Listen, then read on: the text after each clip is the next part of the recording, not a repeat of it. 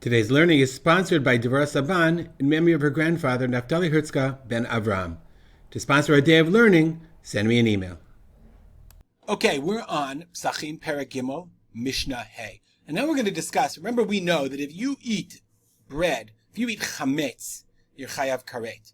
Okay, but what happens if you eat something that's, if you eat Chametz on Pesach, what happens if you eat something that's on the way? Meaning we all know that if you eat baked matzah, if you bake it right away, you're not chayav karet, because remember they're baking on Pesach. If you bake it right away, that's wonderful, that's considered matzah.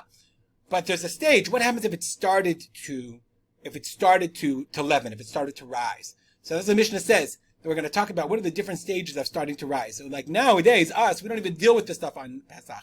As soon as you, as you know, we don't even make matzah on Pesach. We never put flour in water. But in their time, when they would bake on Pesach, so it was probably very common that, the dough started to rise. So what do you do? So Mishnah says the following. Se'or, we're going to see what that is. Yisaref, it should be burned. Va'ochlo patur. But if you eat it, then you're patur. Saduk from sdakim. If it has crevices, yisaref, you should burn it. Va'ochlo chayav karet. Now once it's saduk, once it has crevices, then if you eat it, you're chayav karet. That's chametz. That's real chametz. So ezahu seor. What is seor?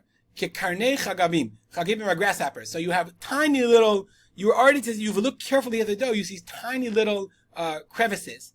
Okay, that's seor. If you start to see that the dough is rising in such a way. But saduk. What is saduk? That's real chametz. That it's not tiny, but now the crevices, when the dough grows, I should make a piece of dough and take pictures of it. The dough grows, then the sdakim, these different crevices, they become intermingled. Nit arvu from arev, they become mixed one with the other. So I tried to find a picture of dough, right? And you see these crevices when the dough begins to rise. You see the stretch marks here. So it's really difficult to know what's karnaim. This is clearly sdakim. So when the stakim gets so great, then if you ochlu chayav chatat. Either way, you have to get rid of it. You have to burn it if it starts to grow at all. Divi Rabbi Yehuda. This is the position of Rabbi Yehuda. Chachamim omrim zevazeh ochlo chayav karet. Chachamim say no. Zevazeh, whether it's seor or whether it's saduk, that's already chametz and you're chayav karet. Ve'ezeh seor. What is seor that's yisaref ba'ochlo patur? I mean, what's seor that? It's just at the beginning of the leavening process. It's the beginning of the rising process. The dough becomes chichsifu panav. It becomes I guess white. I think his face becomes white, so the dough becomes white. Right, it becomes lighter. It's like a person, his hair stands up on his neck. Okay, that means that a person who's chichsifu panav, that becomes upset, his hair stands on end. So then become bitoch pachad. So his face becomes white. So then when the dough becomes white, that's seor. And if you eat it, you're patur, but you still have to get rid of it. Meaning as soon as the dough begins to rise, you have to burn it. The only question is, when are you chayav chatat?